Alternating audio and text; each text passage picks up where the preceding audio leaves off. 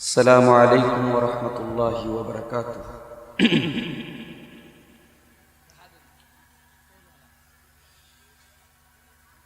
अल्हम्दुलिल्लाह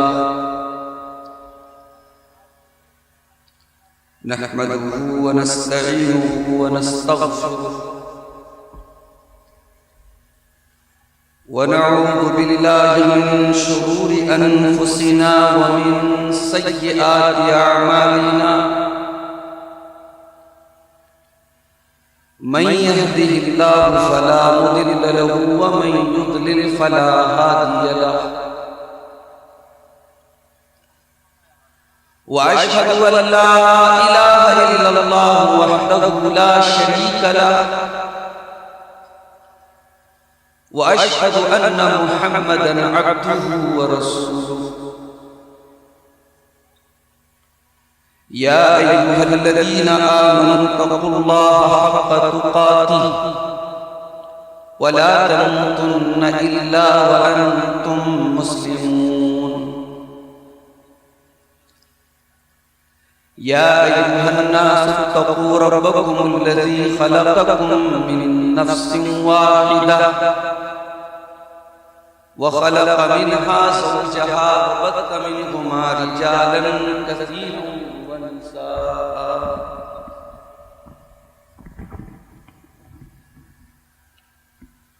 वत्तक़ुल्लाहल्लज़ी तसाअलून बिही वल अरहाम इन्नल्लाहा कान अलैकुम रक़ीबा।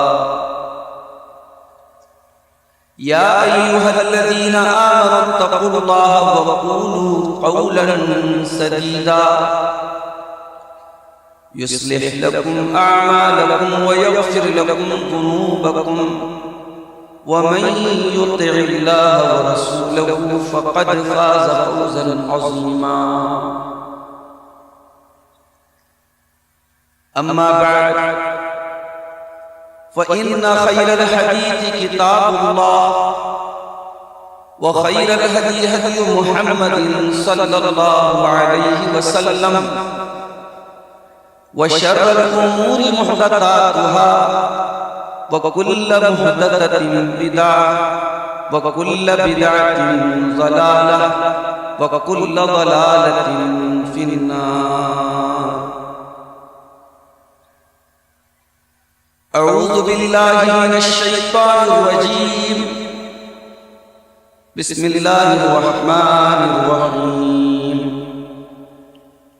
व मिन आयातिही अन खलक़ लकुम मिन अनफुसिकुम अज़वाजा लितस्कुनू इलैहा व जअल बैनकुम मवद्दतन व रहमा इन्न फी ज़ालिका लआयातिन लिक़ौमिन यतफ़क्करून। सदर इजलास फ़ज़ीलतुश शेख खुर्शीद मदनी हफ़िज़हुल्लाह सलफ़ी शेख खुर्शीद सलफ़ी हफ़िज़हुल्लाह स्टेज के ऊपर जलवा अफ़रोज़ नेपाल और हिंदुस्तान के मुअज़्ज़ज़ उलमाए किराम, आज के इस प्रोग्राम में मुझे जो उन्वान मिला है शादी ब्याह के गैर इस्लामी रस्म रिवाज के ताल्लुक से मुझे कुछ गुफ्तगू करने का हुक्म मिला है। इससे पहले कि मैं अपने असल टॉपिक पर बात करूं, मैं चाहता हूं कि चूंकि शादी के ताल्लुक से बोलना है तो इस दुनिया के हसीन जोड़े जनाब मोहम्मद रसूलुल्लाह सल्लल्लाहु अलैहि वसल्लम और उम्मुल मोमिनीन हज़रत आयशा सिद्दीक़ा का जोड़ा, ये दुनिया का हसीन तरीन जोड़ा। हज़रत आयशा की मनक़बत में एक नज़्म है, उसके चंद अशआर आपको समाअत फरमा लें, उसके बाद हम बात को आगे बढ़ाएं।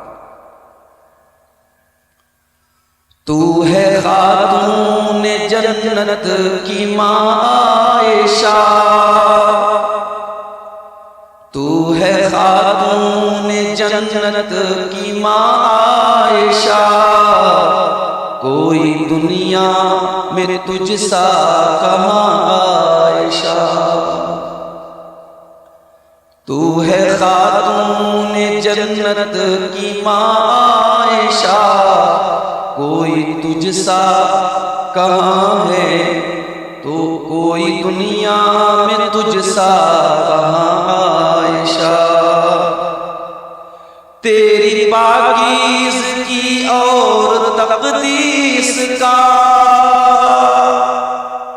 तेरी पाकीज़गी और तक़दीस का है गवाह खालिक़े दो जहां आयशा, है गवाह खालिक़े दो जहां आयशा। तेरे हुजरे की इज्जत का क्या जिक्र हो, जरा तसव्वुर करो मेरे भाई। अम्मा आयशा का हुजरा वो हुजरा है जिसमें कुरान उतरता था। तेरे हुजरे की इज्जत का क्या जिक्र हो, खुद गवाह है मकीनो मकान आयशा, खुद गवाह है मकीनो मकान आयशा। सूरह नूर में जिसका है तज़किरा, सूरह नूर में जिसका है तज़किरा, है उसी नूर की कहे कशा आयशा, है उसी नूर की कहे कशा आयशा। कितना आका व सिद्दीक में प्यार है, कितना आका व सिद्दीक में प्यार है उसी प्यार की दास्तां आयशा, है उसी प्यार की दास्तां आयशा। रब ने कुरान में खुद बताया हमें, रब ने कुरान में खुद बताया हमें, हम सभी मोमिनों की है माँ आयशा, हम सभी मोमिनों की है माँ आयशा। तू है खातून जन्नत की माँ आयशा, कोई दुनिया में तुझसा कहाँ आयशा। माइक थोड़ा सा नीचा, कोई और चीज है इसको?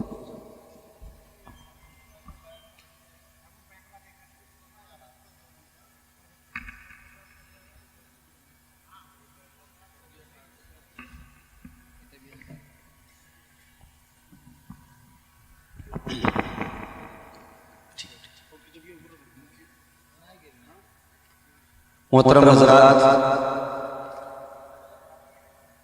हमारे बड़े अजीज शेख तबारक अली सलफ़ी जो जामिया सलफ़िया में अगरचे हमसे जूनियर थे, मगर मैं उन्हें अपना बड़ा भाई मानता हूँ, बड़े मोहतरम हैं हमारे।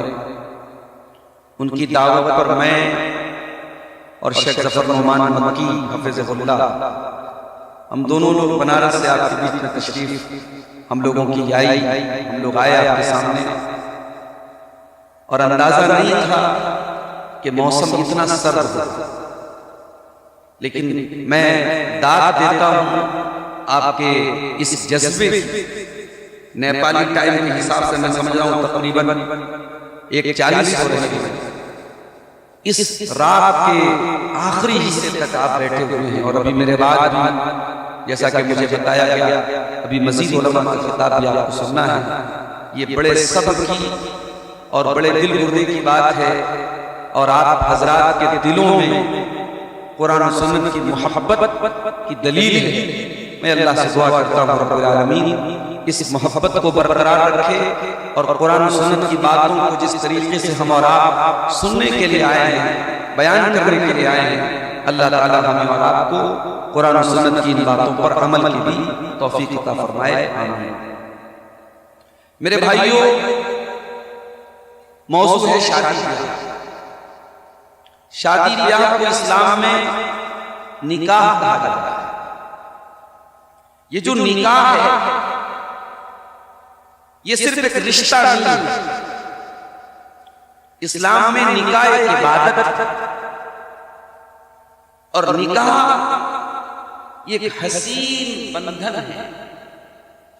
जब एक मर्द और औरत जब निकाह के बंधन में बंधते हैं तो सिर्फ ये नहीं कि एक नई फैमिली, एक नया परिवार वजूद में आता है, बल्कि शौहर अपनी बीवी की जिंदगी में और बीवी अपनी शौहर की जिंदगी में बहार लेके आते हैं, सुकून लेके आते हैं। ये रिश्ता कितना प्यारा है, इसको कुरान की दो आयतों की रोशनी में हम समझें। कुरान करीम का दूसरा पारा है, हुन्ना लिबासुन लकुम व अंतुम लिबासुन लहुन्ना। ऐ मर्दों, तुम्हारी बीवियां तुम्हारे लिए लिबास हैं और ऐ औरतों, तुम्हारे शौहर तुम्हारे लिए तुम्हारे लिबास है। लिबास कहा जाता है। दुनिया का सारा अदब, दुनिया का सारा लिटरेचर, दुनिया का सारा साहित्य इस एक लफ्ज से हसीन ताबीर कर ही नहीं सकता, मियां बीवी। अल्लाह ने कहा मियां बीवी एक दूसरे के लिबास हैं। अब लिबास पर अगर आप गौर करें तो लिबास कई चीजों को अपने अंदर समेटता है। इंसान लिबास क्यों पहनता है? अगर आपको बेलिबास कर दिया जाए तो आप दुनिया की नजर में जलील हो जाएंगे। अगर इंसान के बदन से सारे कपड़े उतार दिए जाएं, इंसान नंगा होकर के बाजार में घूमे तो लोग कहेंगे या तो ये बहुत ही पागल है, इसका दिमाग चल गया है, या फिर ये इंसानों की दुनिया से नहीं किसी और दुनिया से। लिबास हमारे इज्जत और आबरू को ढांपने का जरिया है। कुरान कह रहा है हुन्ना लिबासुन लकुम व अंतुम लिबासुन लहुन्ना। ऐ औरतों, तुम्हारे शौहर तुम्हारे लिए लिबास हैं, तुम्हारी इज्जत और आबरू को ढांपने का जरिया है। और ऐ मर्दों, तुम्हारी बीवियां तुम्हारे लिए लिबास हैं, तुम एक दूसरे के लिबास हो, एक दूसरे की इज्जत पर पर्दा डालने का जरिया हो, एक दूसरे की इज्जत को नीलाम करने वाले नहीं हो, एक दूसरे की इज्जत को ढांपने वाले, छुपाने वाले। अच्छा, लिबास का एक काम और भी, लिबास हमें जीनत देता है, हमें सुंदर बनाता, हमें खूबसूरत बनाता।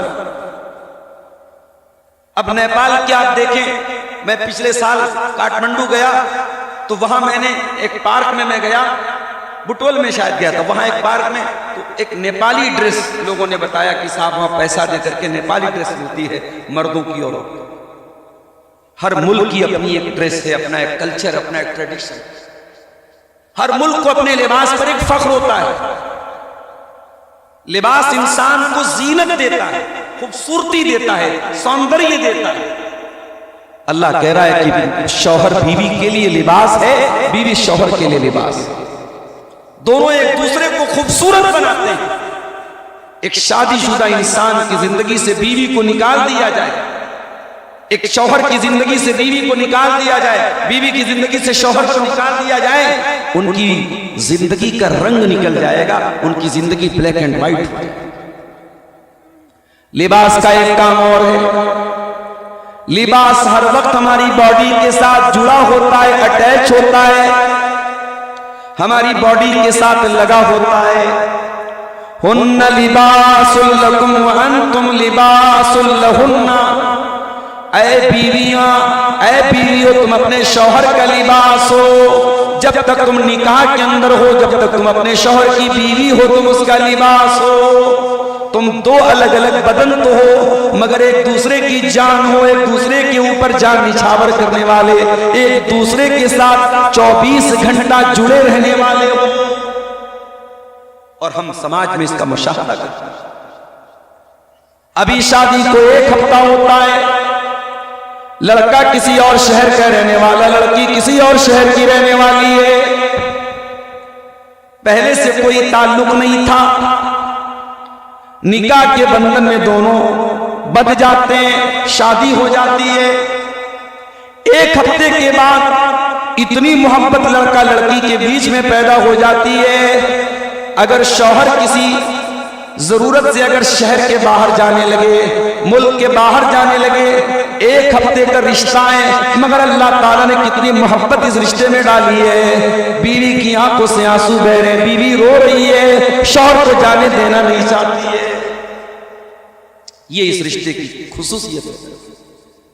इस रिश्ते में मोहब्बत अल्लाह ने डाली। इसीलिए अल्लाह ताला कुरान करीम में सूरह रूम की आयत नंबर 21 में फरमाता है, वमिन आयातिही अन खलक़ लकुम मिन अनफुसिकुम अज़वाजन लितस्कुनू इलैहा। ऐ मेरे बंदो, हमारी बहुत बड़ी निशानी ये भी है कि हमने तुम्हारे लिए जोड़े बनाए, तुम्हारी बीवियों को बनाया ताकि तुम उनसे सुकून हासिल करो। मियाँ बीवी का रिश्ता माफ कीजिएगा सिर्फ अपनी वासना को पूरा करने का जरिया नहीं, सिर्फ जिनसी ख्वाहिश की तकमील का जरिया नहीं है।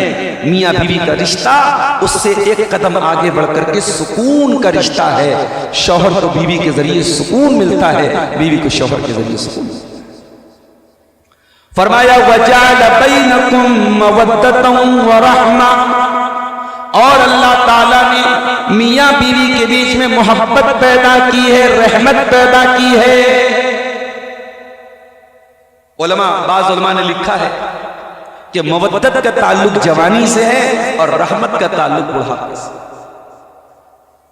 भाई जवानी, जब तक मियाँ बीवी जवान है, जाहिर है कि जिस्मानी एतबार से एक दूसरे की जरूरत है, मगर शौहर 60 साल का हो गया, बीवी 55 साल की हो गई, अब जाहिर है कि जिस्मानी एतबार से ज्यादा अट्रैक्शन नहीं है, लेकिन फिर भी एक दूसरे से बड़ी मोहब्बत है। अल्लाह कह रहे यही रहमत है।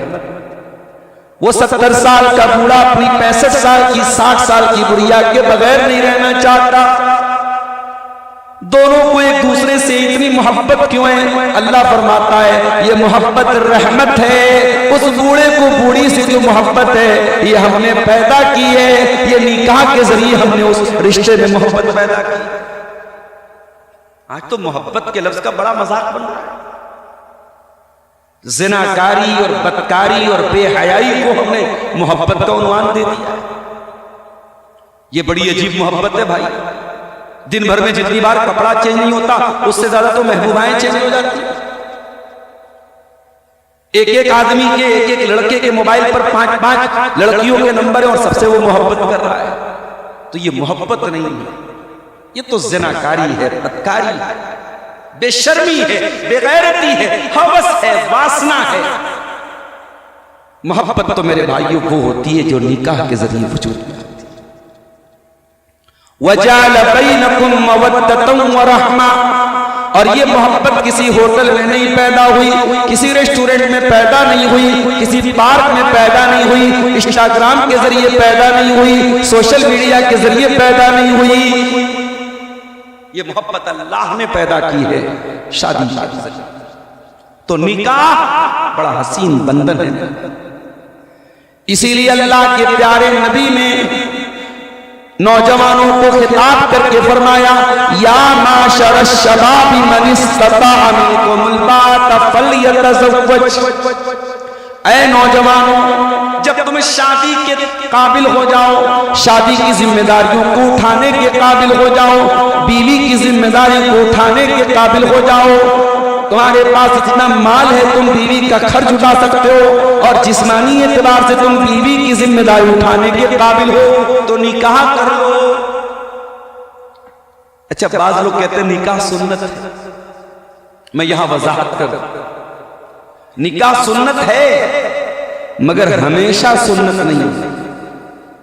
उलमा कहते हैं कि अगर किसी को इस बात का डर है कि अगर वो निकाह नहीं करेगा और जिना में पड़ जाए तो ऐसी सूरत में निकाह सुन्नत नहीं है, निकाह फर्ज है, निकाह वाजिब है। अल्लाह के नबी हुक्म दे रहे हैं फल्यतज़व्वज, अगर तुम में से कोई शादी की ताकत रखता है तो जल्दी से निकाह कर ले, शादी कर ले।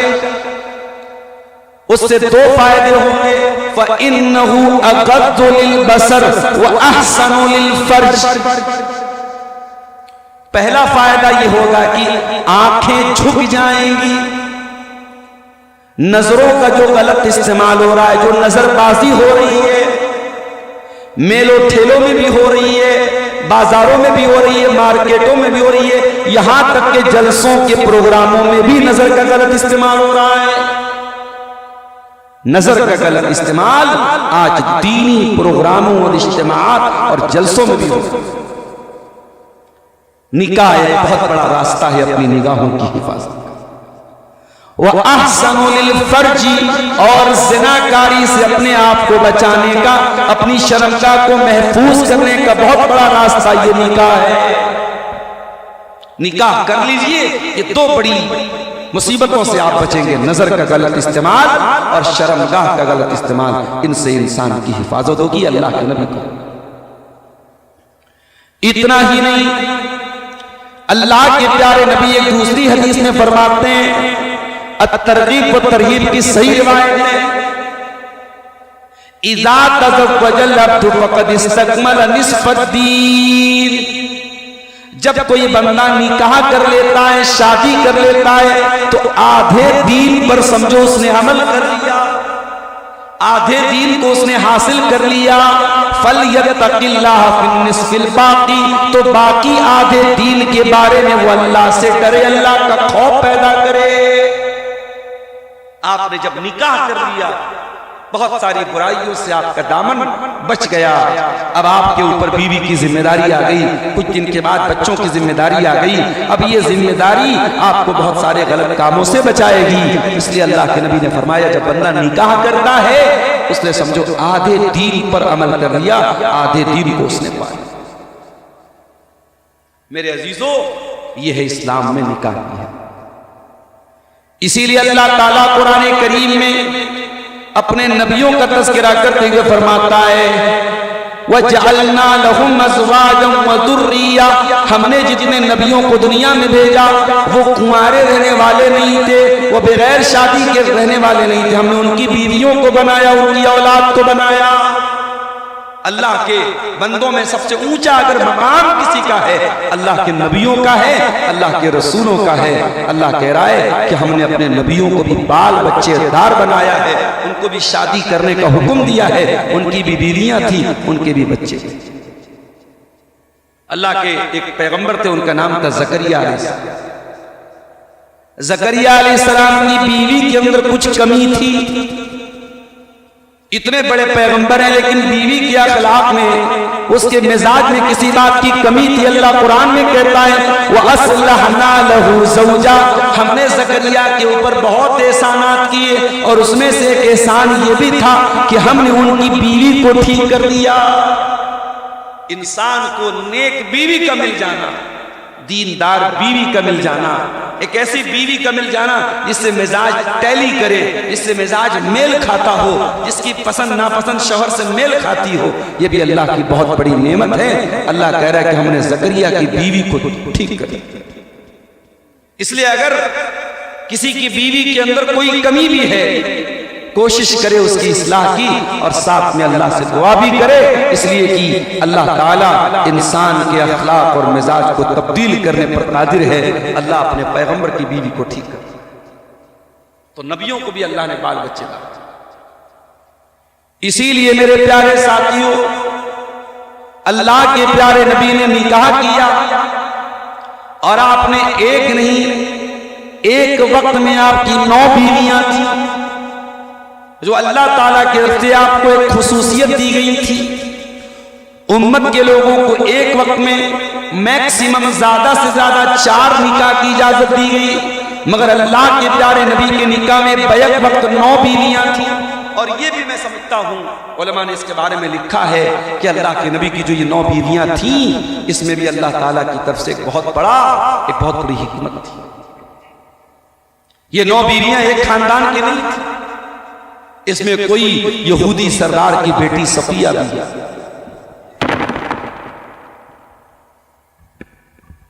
इसमें कोई यहूदी सरदार की बेटी है, कोई आपके बड़े कट्टर दुश्मन जो उस टाइम आपके दुश्मन थे अबू सुफियान, उनकी बीवी है, कोई आपके खानदान की आपकी फूफी की बेटी ज़ैनब बिन्त जहश है, कोई मैमूना बिन्त हारिस है। अलग अलग खानदानों की, अलग अलग कबीलों की ये बीवियां हैं, इनके मिजाज अलग हैं, इनके नेचर अलग हैं, और अल्लाह के नबी अपनी इन बीवियों के साथ इतना बेहतरीन सुलूक करते हैं कि कभी उन बीवियों को आपसे कभी कोई शिकायत नहीं हुई। ये दुनिया को एक मैसेज है, एक पैगाम है कि मैंने जो नबी तुमको दिया है, अगर वो नबी इबादत के मामले में नंबर 1 है, अगर वो नबी शुजाअत के मामले में नंबर 1 है, अगर वो नबी अखलाक के मामले में नंबर 1 है, तो वो नबी एक बेहतरीन शौहर और एक बेहतरीन घर का गार्जियन और एक बेहतरीन घर का सरपरस्त भी है। उसकी 9 बीवियां हैं और 9 बीवियों का वो हक अदा कर रहा है, और 9 बीवियों में से किसी बीवी को कोई शिकायत नहीं। इसीलिए अल्लाह के नबी ने ये निकाह किए, और आपके पास जब एक मरतबा ये रिपोर्ट आई कि आपके कुछ सहाबा ने ऐसी कसम खा ली कि मैं शादी ही नहीं करूंगा, मैं बीवी बच्चों के चक्कर में ही नहीं पड़ूंगा, अल्लाह के प्यारे नबी ने सख्ती से इस बात का नोटिस किया। आपने अपने उन सहाबा को बुलाया। एक सहाबी ने कहा था मैं आज के बाद कंटिन्यू रोजा रखूंगा, एक ने कहा था आज के बाद में रात भर नमाज पढ़ूंगा, एक ने कहा था मैं शादी ही नहीं करूंगा। आपने बुलाया और आपने फरमाया कि कान खोल करके सुन लो, अमा इन्नी अख्शाकुम लिल्लाहि व अत्काकुम लहू, मैं तुम में सबसे ज्यादा अल्लाह से डरने वाला हूं और सबसे ज्यादा अल्लाह का तकवा मेरे दिल में है। लेकिन कान खोल करके सुन लो, वलाकिन्नी उसल्ली व अरकुद, मैं रात को नमाज भी पढ़ता हूं और आराम भी करता हूं, व असूम व उफ्तिर, मैं रोजा भी रखता हूं और गैप भी देता हूं, कंटिन्यू रोजा नहीं रखता हूं, व तज़व्वजतु व अतज़व्वजुन निसा, और मैंने शादियां भी की हैं, और यही मेरा तरीका है, यही मेरा तरीका है। मैंने बीवियों को का हक अदा किया है।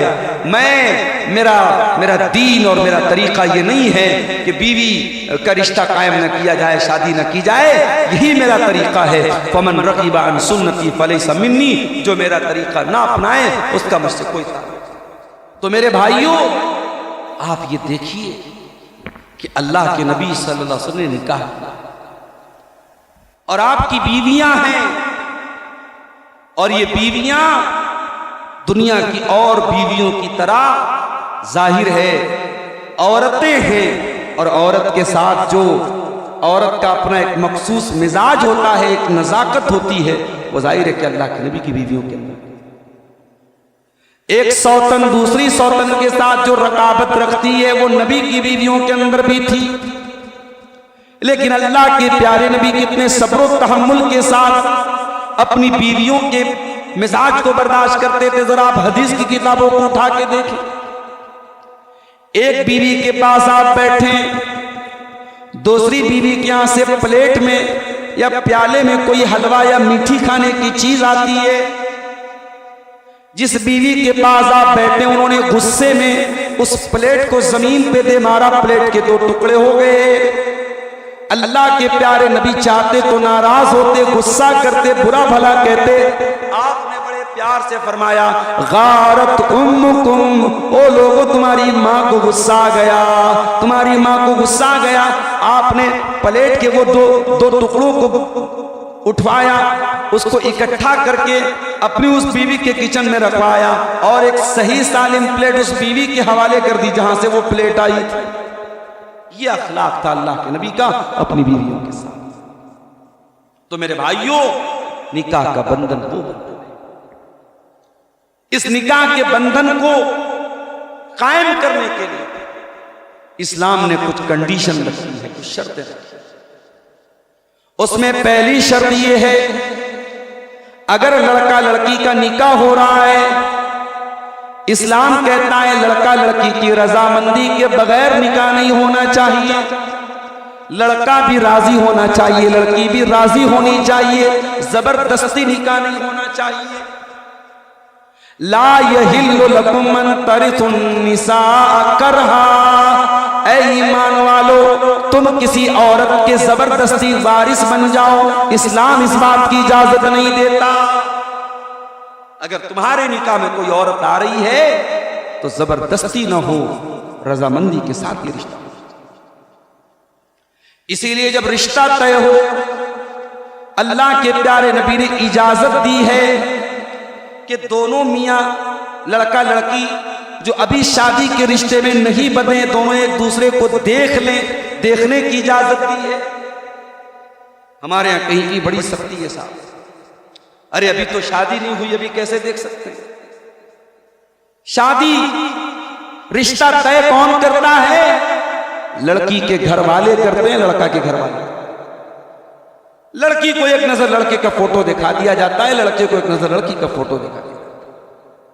और आज तो माशाल्लाह फोटो तो ऐसे ऐसे आ रहे हैं, गोरे को काला बना दीजिए, काले को गोरा बना दीजिए, काली आंखों को ब्लू बना दीजिए, कैसे फिल्टर आ रहे हैं। हमारे नौजवान जो माशाल्लाह सेल्फी लेने में बहुत आगे हो तो जानते ही होंगे, स्नैपचैट से कैसे कैसे फोटो लिए जा रहे हैं, इंस्टाग्राम के जरिए कैसे कैसे फोटो लिए जा रहे हैं।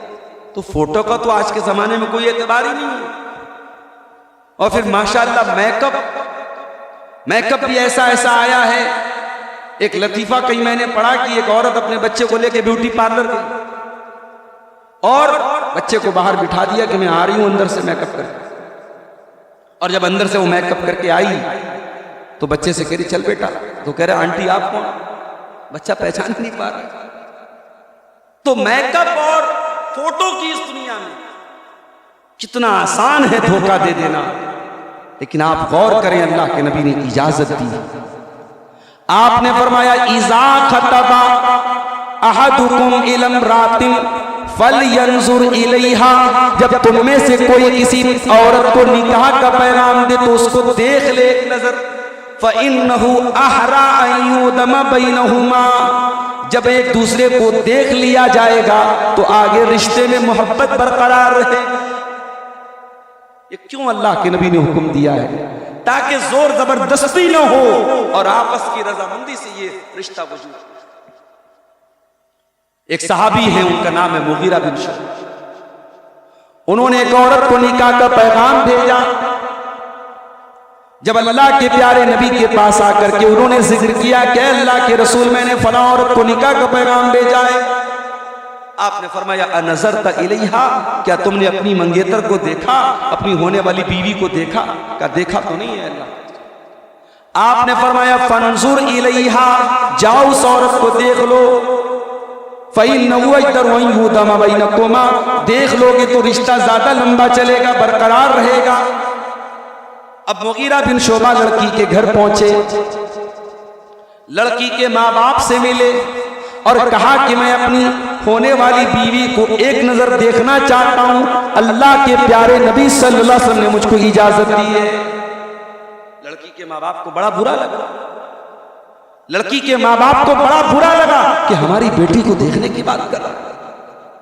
अपना होने वाला दामाद हमारी बेटी को देखे, ये उस दौर के लोगों को गवारा नहीं है। मेरे भाइयों माफ करना, आज मुसलमान के घरों की जवान बेटियां हैं, गांव के लड़के, मोहल्ले के लड़के, समाज के लड़के जो आपकी बेटी के लिए गैर महरम है, धड़ल्ले से घर में आते हैं। जवान बेटी उनको चाय नाश्ता दे रही है, जवान बेटी उनके सामने आती है जाती है, कोई पर्दा नहीं करती है। और हमारी गैरत पर कोई फर्क नहीं आता, हमारी शर्म हया पर कोई फर्क नहीं आता। कितना फर्क हो गया आज की सोसाइटी में और उसकी सोसाइटी। अभी मैं जब जलसे में आ रहा था, मैंने देखा कि कुछ लड़कियां प्रोग्राम के लिए शायद आई हुई थी, नकाब में थी। और नकाब के ऊपर मैंने देखा कि उनकी जो सर के ऊपर जो रुमाली होती है उस पर कोई लाइट जल रही है। मैंने तबारक भाई से पूछा ये क्या है? कहा मौलवी साहब ये नया। अरे भाई नकाब पहनी हो तो फिर ये ऊपर लाइट क्यों जलाई है? ये क्या दिखाना चाहती हो? अपने आप को हाईलाइट करना चाहती हो? नकाब का मकसद ही अपने आप को हाईलाइट न करना, और तुम ये नकाब के ऊपर, अच्छा आजकल बनारस में मैंने देखा कि एक नकाब चला है, नकाब के ऊपर जो है लिखा रहता है इस्लाम की शहजादी, नकाब के ऊपर लिखा इस्लाम की शहजादी, या किसी नकाब के ऊपर ला इलाहा इल्लल्लाह मुहम्मद रसूलुल्लाह लिखा है। कलमा पढ़ना है, कलमा नकाब पे लिखने के लिए नहीं आया है। तू इस्लाम की शहजादी है, अपनी हरकतों से साबित करके तू इस्लाम की शहजादी है, तुझे अपने पर्दे और अपने नकाब पर लिखने की जरूरत नहीं है। मेरी बहन, गौर कीजिए कि वो जमाना कैसा था। लड़की के माँ बाप ने मुगीरा बिन शोबा से कहा कि हम आपको इजाजत नहीं देंगे, हमारी लड़की को आप देख हम इजाजत नहीं देंगे। मुगीरा बिन शोबा वापस जाने लगे। लड़की पर्दे की आड़ से कहती है कि ऐ मुगीरा बिन शोबा, ऐ मेरे होने वाले शौहर, इनका न अम्र रसूलिल्लाह, अगर वाकई में अल्लाह के प्यारे रसूल का हुक्म है, फंजुरनी, तो तुम मुझे देख लो। अल्लाह, नबी का हुक्म है, मेरी माँ को पसंद नहीं है, मेरे बाप को पसंद नहीं है, लेकिन चूंकि नबी का हुक्म है तो तुम मुझे एक नजर देख लो, और अगर ये नबी का हुक्म नहीं है तो मैं अल्लाह का वास्ता देती हूँ कि तुम मुझे मत देखो। हजरत मुगीरा ने कहा नहीं, ये नबी का हुक्म है।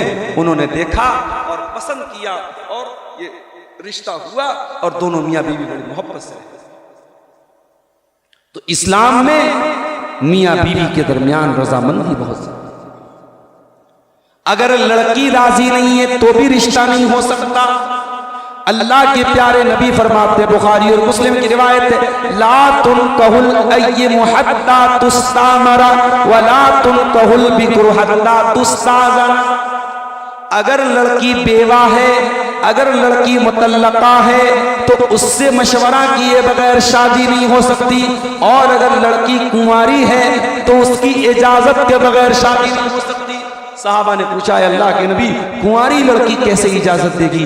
कुंवारी तो बड़ी शर्मीली होती है, कुंवारी तो बड़ी शर्मीली होती है, कुंवारी कैसे इजाजत देगी? अल्लाह के प्यारे नबी ने फरमाया, इज़्नुहा सुमातुहा, कुंवारी लड़की अगर खामोश है, साइलेंट है, अगर एतराज नहीं कर रही है, अगर ऑब्जेक्शन नहीं कर रही है, मान लिया जाएगा कि वो राजी है, उसकी खामोशी ही उसकी इजाजत मान ली जाएगी, उसकी खामोशी उसकी रजामंदी मान ली जाएगी।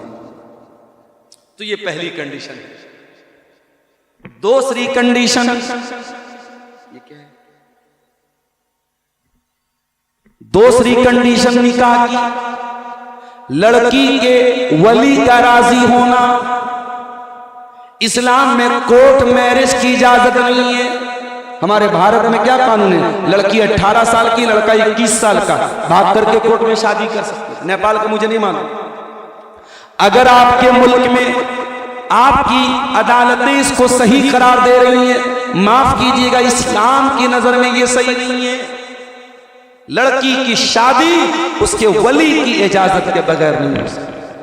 लड़की का बाप अगर जिंदा है वो लड़की का वली है, बाप नहीं है बड़ा भाई है वो वली है, भाई भी नहीं है चचा है वो वली है, जो भी उसका वली है, गार्जियन है। अल्लाह के प्यारे नबी फरमाते हैं, ला निकाह इल्ला बिवलिय्यिन, बगैर वली के निकाह नहीं हो सकता।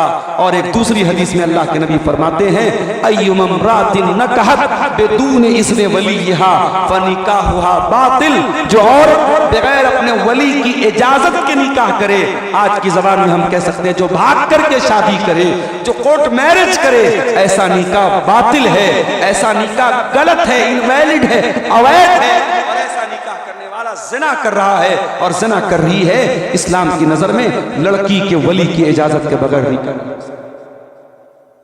कभी कभी हमारे पास ऐसा भी केस आता है, मौलवी साहब एक लड़की से मैं बहुत मोहब्बत करता हूं, शादी करना चाहता हूं, लड़की के घर वाले तैयार नहीं है, क्या करूं? सीधा सा जवाब है, या तो आप राजी करो लड़की के घर वालों, और अगर वो राजी नहीं है तो रास्ता छोड़ दो। इस्लाम में कोई निकाह के जायज ठहराने के लिए वली की इजाजत ही तरीका है, वली की इजाजत के बगैर आप निकाह नहीं कर सकते। ये दूसरी कंडीशन। तीसरी कंडीशन निकाह के अंदर लड़का लड़की के दरमियान कोई ऐसा रिश्ता न हो जो निकाह से रुकावट बन रहा हो। मिसाल के तौर पर अगर आपका निकाह किसी औरत से हुआ है तो जब तक वो औरत आपके निकाह में है आप उसकी सगी बहन से निकाह नहीं कर सकते, साली से निकाह नहीं कर सकते, दो बहनों को एक साथ निकाह में नहीं रख सकते। अगर आप किसी औरत के साथ निकाह आपका हुआ है, उस लड़की की बुआ के साथ या उस लड़की की खाला के साथ आप निकाह नहीं कर सकते जब तक वो निकाह में है। या आप किसी लड़की के साथ अगर निकाह कर रहे हैं और मालूम ये हो गया कि जिस माँ का दूध आपने पिया था, जिस औरत का दूध आपने पिया था, उसी औरत का दूध उस लड़की ने पिया है, तो रजाई भाई भाई बहन हो गए। रजात का रिश्ता अगर साबित है तो भी निकाह नहीं हो सकता है।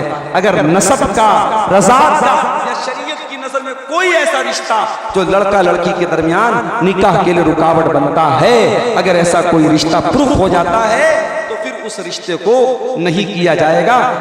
इसीलिए शरीयत में कंडीशन है लड़का लड़की के दरमियान ऐसी कोई रुकावट ना हो जो निकाह से रोक।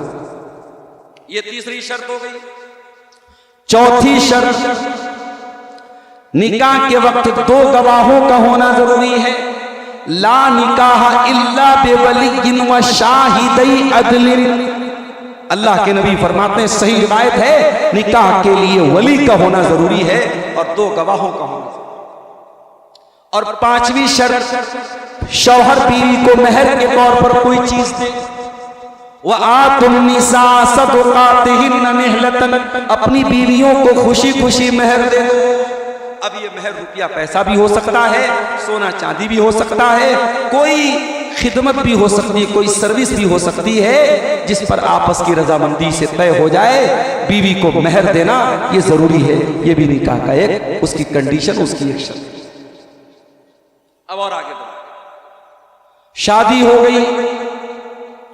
अब शौहर की जिम्मेदारी क्या है और बीवी की जिम्मेदारी क्या है, इस पर भी थोड़ी सी बात सुन लीजिए। एक बेहतरीन शौहर की क्या निशानी और एक बेहतरीन बीवी की क्या निशानी है। अल्लाह के नबी के पास एक सहाबी आते हैं और सवाल करते हैं, मा हक़्क़ु ज़ौजती अहदिना अलैहि, ऐ अल्लाह के प्यारे नबी, बीवी का हक हमारे ऊपर क्या है। यानी एक शौहर पूछ रहा है कि अल्लाह के नबी, बीवी का हक मेरे ऊपर क्या है आप बताइए। आपने फरमाया, अन तुतीमहा इज़ा तइमता व तक्सुहा इज़ा तसैता वला तज़रिबिल वजहा वला तुक़ब्बिह वला तहजुर इल्ला फिल बैत। आपने कहा बेहतरीन शौहर की निशानी यह है कि जो खाए बीवी को खिलाए, जिस मेयार का खुद कपड़ा पहने बीवी को पहनाए, कभी बीवी के चेहरे पर हाथ न उठाए, कभी गाली गलौज न करे, बुरा भला न कहे, और कभी बीवी को अगर झगड़ा हो जाए और बीवी से अगर नाराजगी जाहिर करे तो घर के अंदर करे, घर के बाहर न निकाले। ये एक बेहतरीन शौहर की निशानी है। और अल्लाह के प्यारे नबी मुहम्मदुर रसूलुल्लाह सल्लल्लाहु अलैहि वसल्लम एक बेहतरीन शौहर थे। अल्लाह के नबी फरमाते हैं, खैरुकुम ले अहलिही व अना खैरुकुम ले अहली। तुम में सबसे बेहतरीन इंसान वो है जो अपनी बीवी के लिए अच्छा हो और मैं अपनी बीवियों के लिए बहुत अच्छा हूं। अल्लाह के प्यारे नबी अपनी बीवियों के साथ बहुत अच्छा सोचा।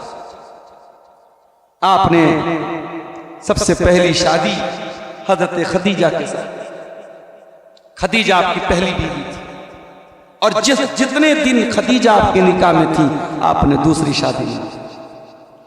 खदीजा के इंतकाल के बाद भी आप खदीजा को याद किया करते थे। आपके घर में गोश्त बनता था, गोश्त के छोटे छोटे पीस बना करके आप हजरत खदीजा की सहेलियों के यहाँ भिजवा दिया करते थे।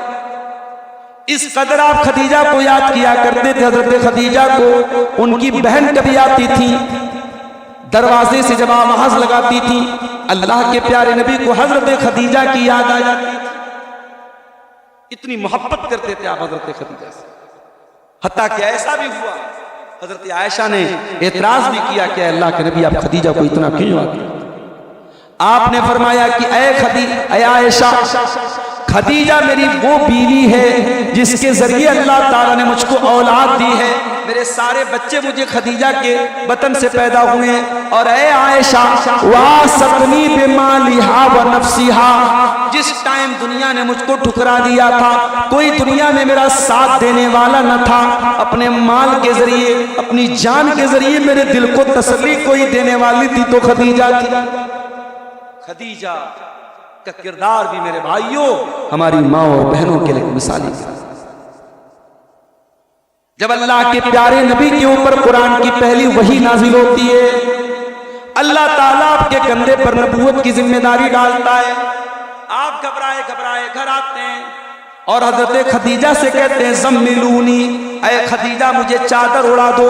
हजरत खदीजा जल्दी से चादर ला करके आपको उड़ाती हैं और पूछती हैं कि क्या हुआ है मेरे सरताज, क्या बात है, क्यों इतने परेशान है? अल्लाह के नबी बताते हैं कि ऐ खदीजा ऐसा ऐसा मसला मेरे साथ, अल्लाह का फरिश्ता मेरे पास आया है, उसने कुरान की वही मेरे ऊपर नाजिल की है और अल्लाह ताला ने मुझे अपना नबी बनाया। ऐ खदीजा इतनी बड़ी जिम्मेदारी अल्लाह ताला ने मेरे कंधे पर डाली है। इन्नी खशीतु अला नफ्सी, मुझे इस बात का डर है कहीं मेरी जान न चली जाए।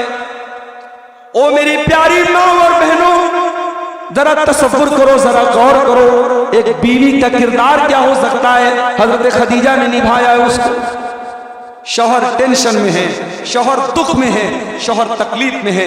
हजरत खदीजा कहती हैं ऐ मेरे सरताज, कल्ला वल्लाहि मा युखज़ी कल्लाहु अबदा, ऐ मेरे सरताज अल्लाह ताला कभी आपको रुसवा न करेगा।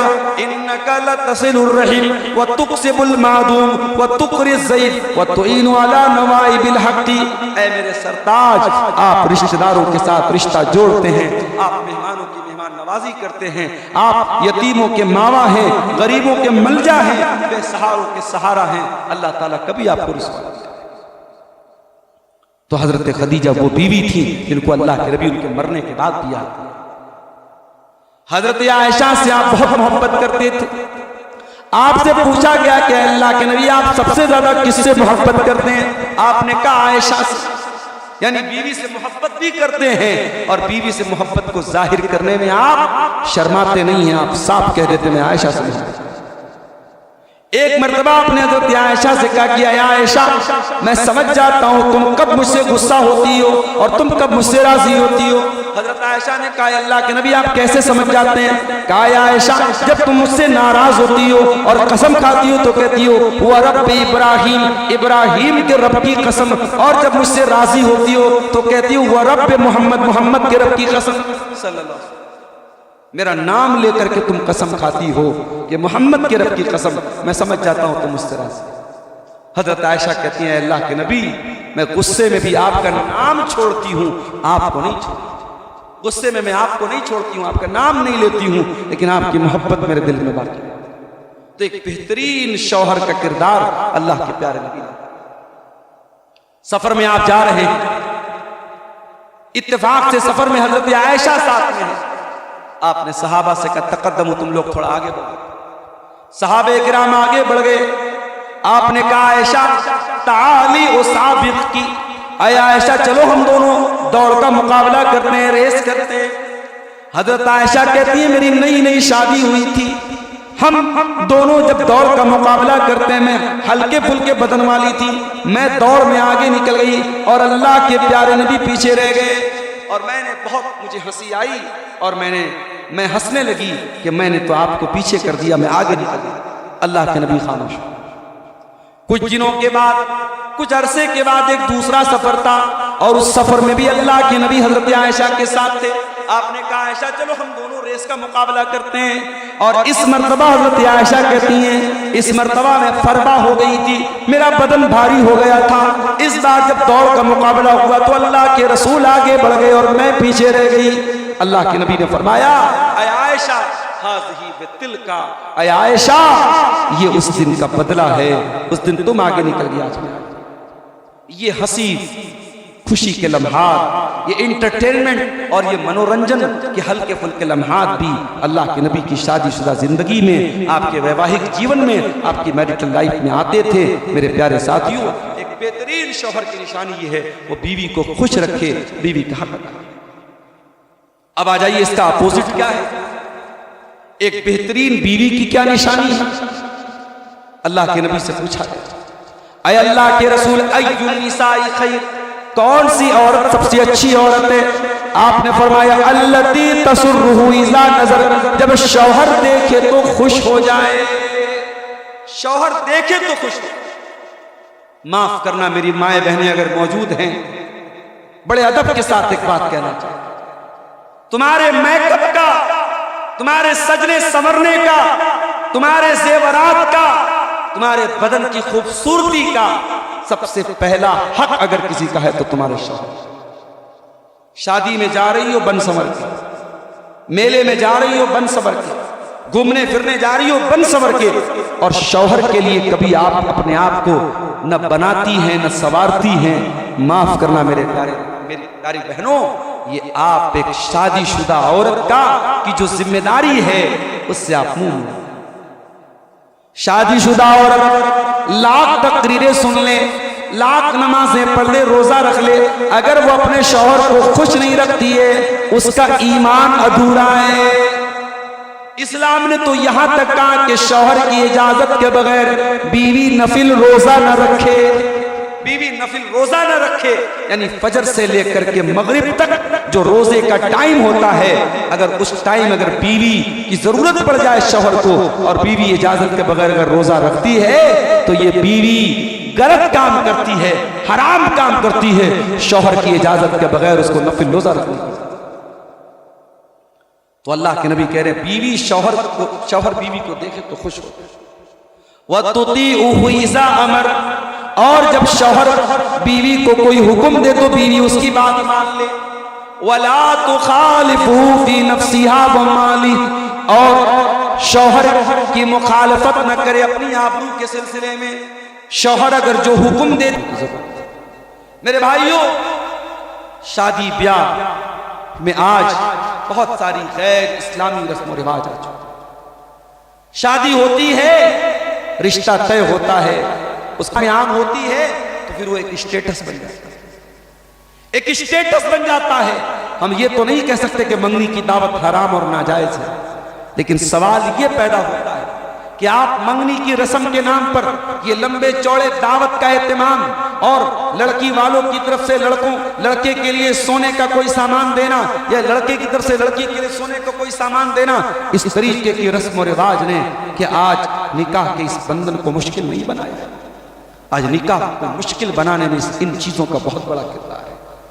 मेरे प्यारे साथियों, अल्लाह के प्यारे नबी फरमाते हैं इन आज़मन निकाही बरकतन ऐसरुहु मऊनतन, सबसे ज्यादा बरकत वाला निकाह वो है जिसमें सबसे कम खर्च किया जाए। नबी ने 4 बेटियों की शादी की। ज़ैनब की शादी अबुल आस से होती है, रुक़ैया और उम्मे कुलसूम की शादी हजरत उस्मान गनी से होती है, हजरत फातिमा की शादी हजरत अली से होती है। क्या नबी ने कभी मंगनी की, कभी इंगेजमेंट रिंग पहनाई गई? जब नबी ने नहीं ये काम किया है तो हम और आप बिला वजह एक बोझ को अपने सर पर क्यों लाते हुए? फिर और आगे बढ़िए, शादी का दिन करीब आता है, हल्दी की रस्म होती है। बाद जगहों पर मैंने देखा हल्दी की रस्म के नाम पर तमाम खानदान की घर की लड़कियां हल्दी के रंग का कपड़ा पहनती हैं और बाकायदा दुल्हन को हल्दी लगाई जाती है, दुल्हे को हल्दी लगाई जाती है। ये हल्दी का कॉन्सेप्ट कहां से आया? मैं एक दिन इंटरनेट पर सर्च कर रहा था कि शादी ब्याह में हल्दी कहां से आई, तो मैंने पढ़ा इंटरनेट पर कि हमारे हिंदू भाइयों के यहाँ हल्दी ये शुभ होने की निशानी है, ये बरकत की निशानी है, और इसीलिए उनके यहाँ शादी के पहले हल्दी लगाना उनके ट्रेडिशन का, उनके परंपरा का, उनके धर्म का एक हिस्सा है। मेरे प्यारे साथियों, जो चीज हमारे इस्लाम में जिसका कोई तसव्वुर नहीं है, आज उसको बाकायदा एक रस्म दे दी गई और बाकायदा हल्दी की रस्म।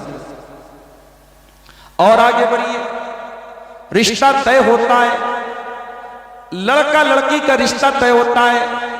आप लड़की के अंदर क्या देखते हैं, लड़के के अंदर क्या देखते हैं? हमारे यहां सबसे पहले बरादरी देखी जाती है। बरादरी हमारी है कि नहीं? लड़का जितना भी दीनदार हमारी बरादरी का नहीं है, नहीं चले। लड़की जितनी भी दीनदार हमारी बिरादरी की है नहीं है, नहीं चलेगा। आज इस बिरादरीवाद ने उम्मत को कितना तोड़ा है मेरे भाई, आप तसव्वुर नहीं कर सकते। मेरे पास लखनऊ की एक दीनी बहन का फोन आया, कुरैशी बिरादरी से उसका ताल्लुक है, लड़की दीनदार कुरान और हदीस पर चलने वाली अहले हदीस लड़की है।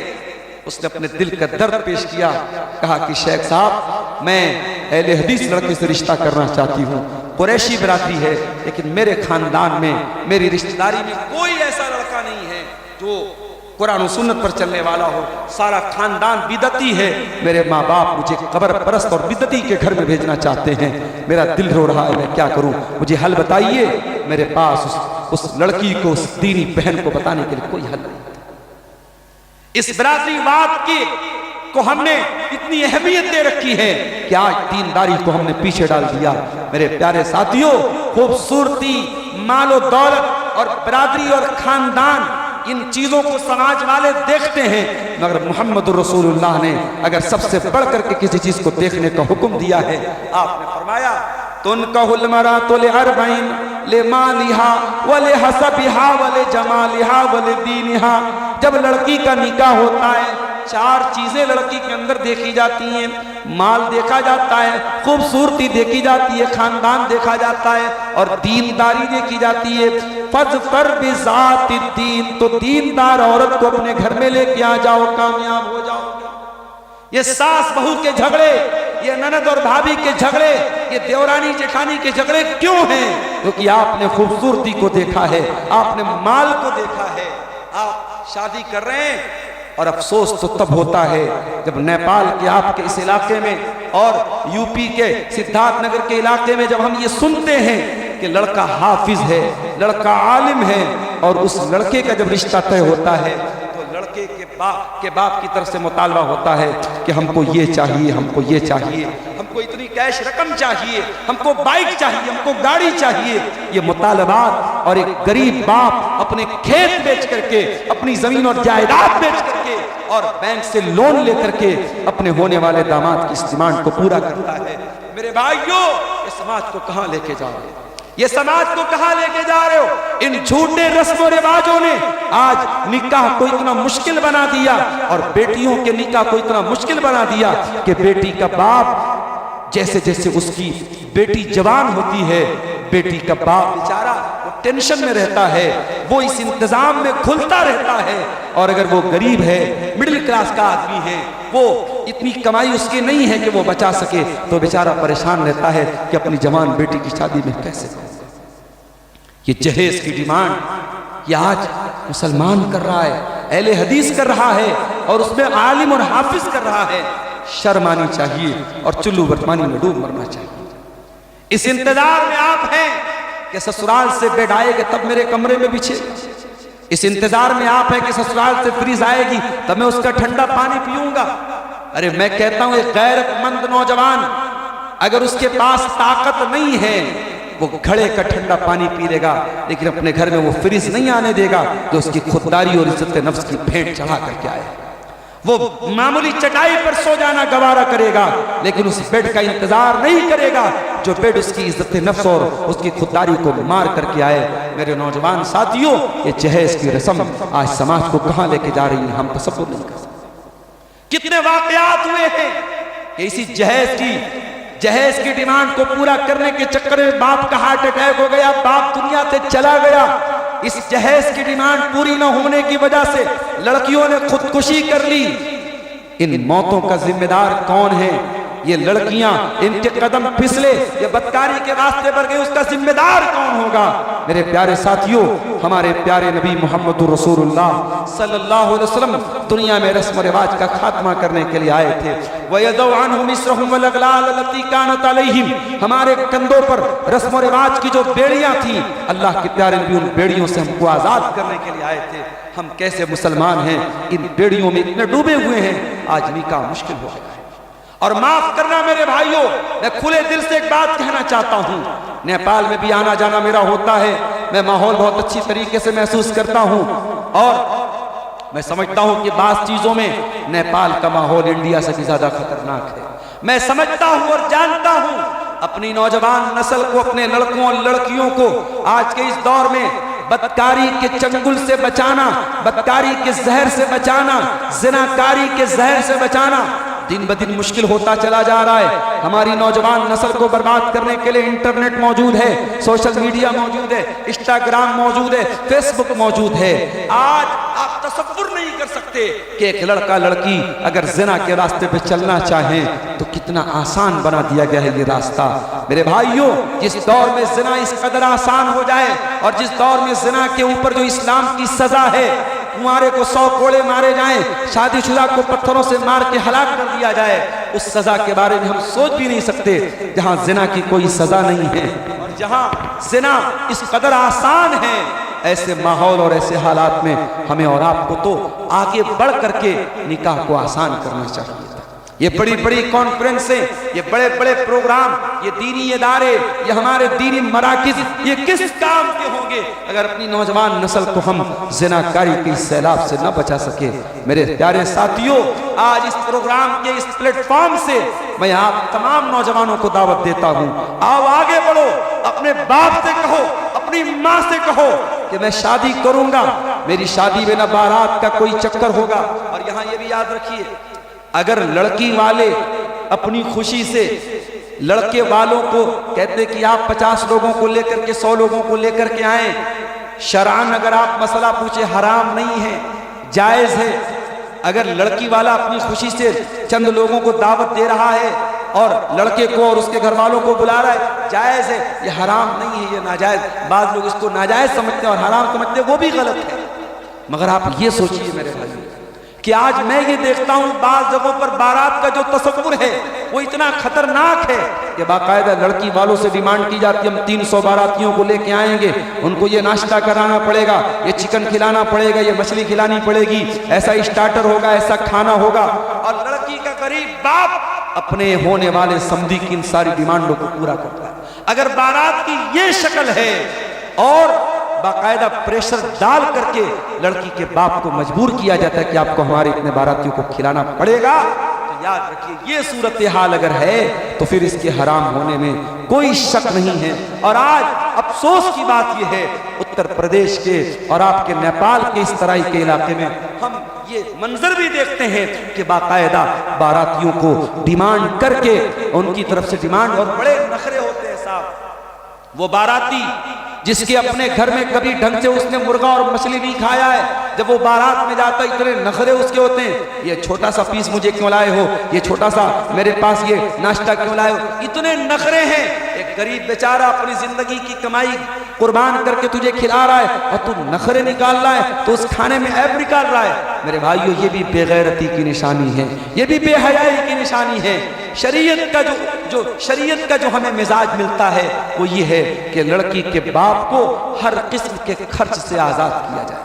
लड़की का बाप बेचारा खुद अपनी बेटी की शादी कर रहा है, अपनी वो फूल जैसी बेटी जिसको मोहब्बतों से उसने पाला है, जिसके नखरों को उसने उठाया है, आज उस जवान बेटी को तेरे हवाले कर रहा है और अल्लाह के नाम पर तेरे साथ उसको रवाना कर रहा है। और तू उससे डिमांडे कर रहा है, मुझे ये खिला, मुझे वो खिला, तो उससे जहेज की डिमांडे कर रहा है। ये गैरत के खिलाफ है। अपने नौजवानों से कहना चाहता हूँ, गैरत पैदा करो और इस जहेज और बारात की रस्म को अपने समाज से उखाड़ के फेंक दो।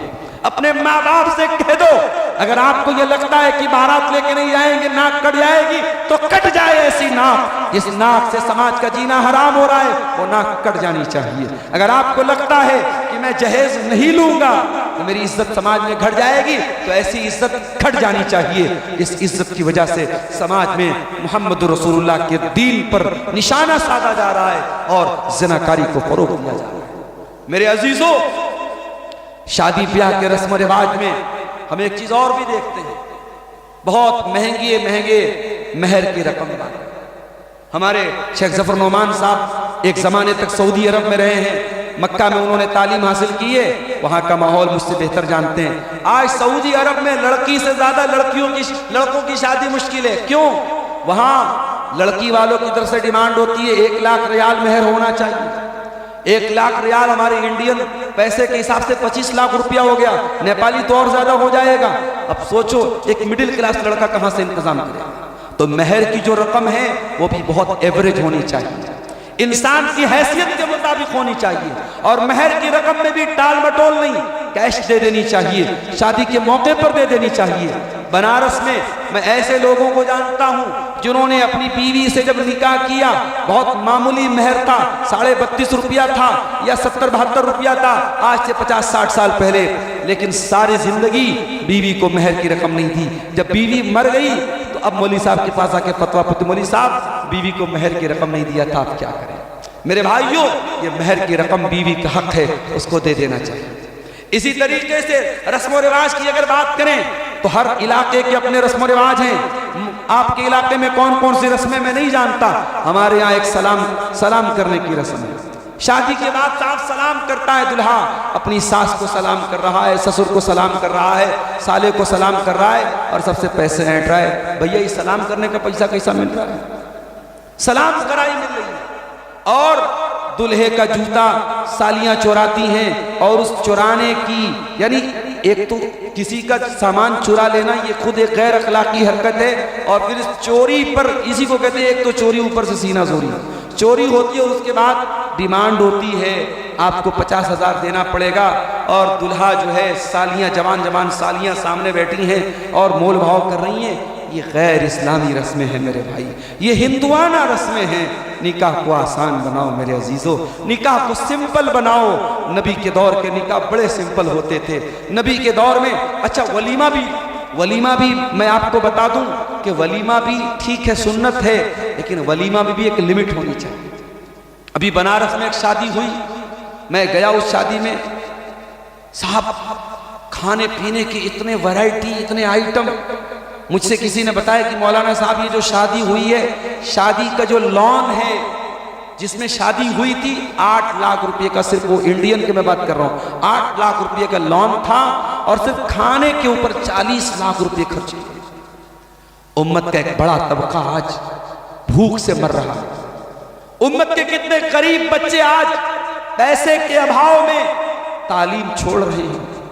उम्मत की कितनी गरीब बेटियां आज उनके बाप के पास इस्तेताअत नहीं, उनका निकाह नहीं हो पा रहा है, उनकी जवानी ढल रही है, और आज ये दिखावे का और ये स्टेटस सिंबल बना करके हम करोड़ों रुपए एक दिन की छोटी खुशी पर हम कुर्बान कर रहे हैं। मेरे भाइयों, वलीमा जरूर सुन्नत है, मगर इसको सिंपल बनाओ। ये 20-20 तरीके के आइटम रखना और अपनी दौलत का इजहार करना, अरे दौलत अगर आपको अल्लाह ने दी है, दौलत को जाहिर करने के बहुत सारे तरीके हैं, दौलत को सर्व करने के बहुत सारे तरीके, बहुत सारी जगह जहां पर आप अपनी दौलत को सर्व कर सकते हैं। आज कितने इलाके हैं जहां दीनी इदारे नहीं है। नेपाल की सरजमीन के हालात में बहुत सोशल मीडिया के जरिए सुनता हूं, जानता हूं, ठीक है बहुत सारे जगहों पर इदारे हैं और तालीमी मराकिज़ है, लेकिन बहुत सारी जगहों पर आज भी जरूरत है। आज हमारे पास वहां जमीन खरीदने के लिए पैसा नहीं है। मैं उन करोड़पतियों से जो एक दिन की शादी पर करोड़ों खर्च कर देते हैं, उनसे बड़े दर्द के साथ गुजारिश करूंगा कि मेरे भाई, अल्लाह ने आपको दौलत दी है, अपनी बेटी और बेटे की शादी सिंपल तरीके से कर दो, सादा तरीके से कर लो, और इस दौलत को कहीं और जहां उम्मत को जरूरत है वहां खर्च कर दो। मेरे अजीजों, निकाह के इस रिश्ते को बड़ा मुकद्दस हमारी शरीयत ने बनाया है, और हमने रस्म रिवाज के जरिए इसको आज इतना नापाक बना दिया है कि शादी का जब नाम आता है तो जहन में सिर्फ एक चीज आती है, इस समाज में क्या चल रहा है। शादी में सिर्फ एक काम सुन्नत के मुताबिक होता है, मौलवी साहब को बुला करके निकाह पढ़वाया जाता है, बाकी सारा काम सुन्नत के खिलाफ होता है। मेरे अजीजों, अगर वाकई में कुरान और हदीस पर चलने वाले हो, अहले हदीस हो और कुरान और हदीस पर चलने का दावा करते हो, तो जिस तरीके से नमाज में सीने पर हाथ बांधते हो कि ये नबी का तरीका था, तरावी 8 रकात पढ़ते हो कि नबी का तरीका था, आमीन जोर से बोलते हो कि नबी का तरीका था, तो अपने शादी ब्याह को भी नबी के तरीके पर अपनाओ मेरे प्यारे साथियों, और रस्म और रिवाज की इन बेड़ियों से जिस कदर मुमकिन हो सके अपने आप को निकालने की कोशिश करो। मैं कल बलरामपुर में था, आप कह सकते हैं आप ही के इलाके में था, यहाँ से तकरीबन 100-150 किलोमीटर दूर था, लेकिन रात में सफ़र करने के बाद वापस बनारस गया, फिर सुबह क्लास किया और फिर दोपहर में निकल करके रात में तकरीबन 10 बजे आपके नेपाल पहुँचा हूँ। यानी बिस्तर से पीठ लगाने का मुझे मौका पिछले 24 घंटों में नहीं मिला है। थका हारा आया था, तबारक भाई ने डायरेक्ट लाके स्टेज पे बिठा दिया और फिर हमारे उलमा के बयानात सुने आपने, और मैं अपने मौजू पर ये चंद बातें बोल करके अब आपसे इजाज़त दे रहा हूँ, इस दुआ के साथ कि अल्लाह ताला हमें और आपको अपने शादी ब्याह को इन फजूल रस्म व रिवाज की बेड़ियों से आज़ाद करने की तौफीक अता फरमाए। इस मौसम की शिद्दत और सर्दी के बावजूद आप हज़रात बैठे हैं और इंशाअल्लाह भी बैठे रहेंगे। हमारे दो मुवक्कर उलमा का खिताब अभी बाकी है, उसको आप सुनेंगे। अल्लाह ताला आप सबके जज्बे को कबूल फरमाए। अल्लाह ताला हमें, हमारी कौम की बेटियों को अल्लाह ताला हर किस्म की बेराह रवी से और बदअखलाकी से अल्लाह महफूज रखे। अल्लाह ज़िनाकारी और बदकारी की लानत से हमारे नौजवानों को महफूज रखे। अल्लाह ताला हमारे नौजवानों को हर किस्म के नशे से महफूज रखे। किताब सुन्नत पर चलने की तौफीक अता फरमाए। आमीन व आखिर दावाना अनिल हम्दुलिल्लाहि रब्बिल आलमीन। वस्सलामु अलैकुम व रहमतुल्लाहि।